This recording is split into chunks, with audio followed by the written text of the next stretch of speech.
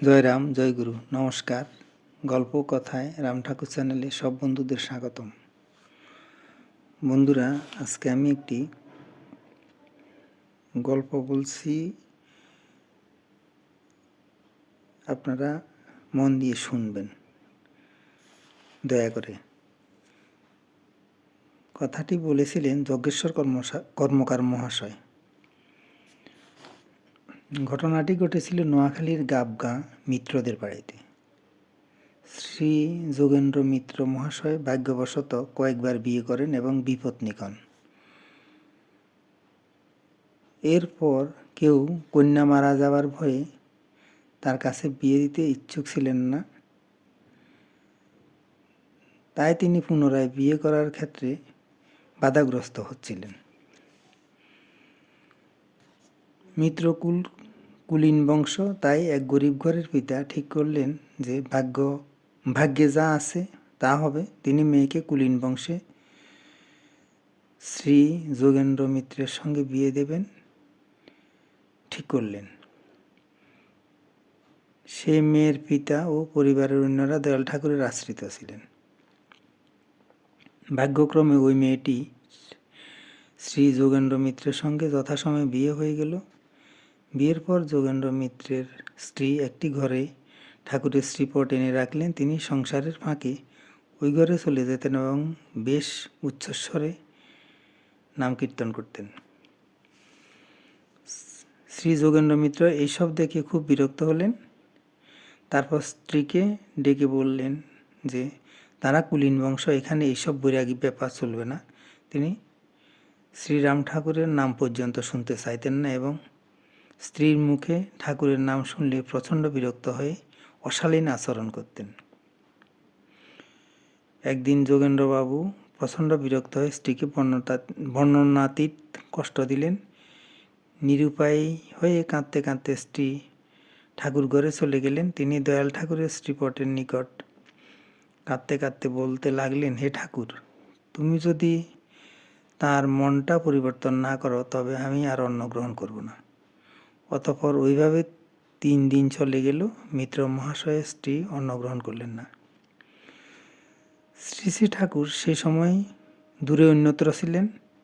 তিনি সেখান থেকে নোয়াখালীর শুভময় দত্ত মহাশয়কে টেলিগ্রাম যোগে জানালেন যে তিনি নোয়াখালী যেতে চান।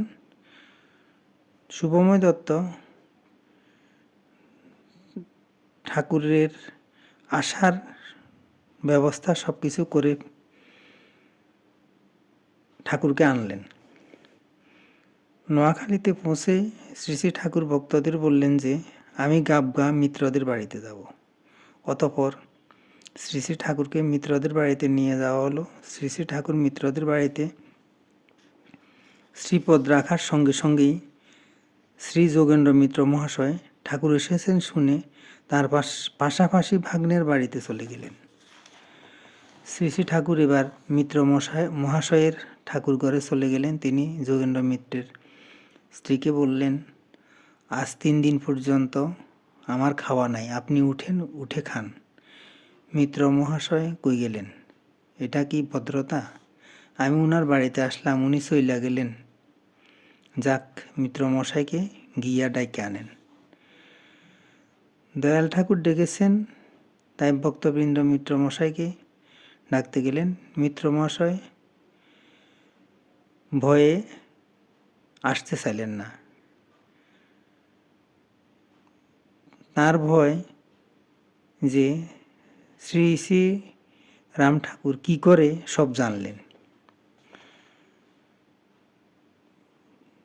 অতঃপর অনেক বলাবলি করার পর তিনি তার বাড়িতে ঠাকুরের কাছে আসলেন। শ্রী যোগেন্দ্র মিত্র মহাশয় এসেই ঠাকুরের শ্রীচরণ ধরে কাঁদতে কাঁদতে বললেন, আমি অপরাধ করেছি। ঠাকুর বললেন, নাম নিবেন? অপরাধ কিছু নাই। অতঃপর মিত্র মহাশয় শ্রী শ্রী ঠাকুরের নিকট থেকে নাম গ্রহণ করলেন। নামের প্রভাবে পরবর্তীকালে তিনি দয়াল ঠাকুরের একজন পরম ভক্ত হয়েছিলেন। শ্রী শ্রী ঠাকুরের নিকট নিরপেক্ষ ঘর, সেখানে অনাবিল আনন্দধাম। তিনি সকল কলু স্মরণ করেন। তাই তিনি হরি, তিনি ভগবান। বন্ধুরা, আজ এ পর্যন্তই। এখন আমি আপনাদেরকে ঠাকুরের দু একটি বাণী পড়ে শোনাই। ঠাকুর বলেছেন, এই শরীর গুরুর, তিনি যাহা করিবেন তাহার অন্যথা কে করিবে? সংসার মায়াময় ভ্রান্তিজনক, যাহাতে এই সংসার সমুদ্র হইতে নিষ্কৃতি লাভের উপায় হয়, তাহাই করা প্রয়োজন। সংসার মায়াময়, কালচক্রেই ভ্রমিতেছে, কাহারও কিছু করিবার শক্তি নেই। ঠাকুর এবার বলেছেন, সর্বদা ভগবানের নিকট রতি থাকিতে চেষ্টা করিবে।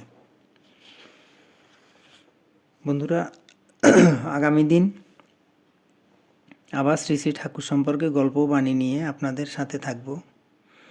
বন্ধুরা, চ্যানেলটি যদি আপনাদের ভালো লেগে থাকে তাহলে বেশি বেশি করে সাবস্ক্রাইব করবেন, আর নূতন বন্ধু হলে সাবস্ক্রাইব করতে ভুলবেন না, পাশে থাকবেন, লাইক শেয়ার কমেন্ট করবেন।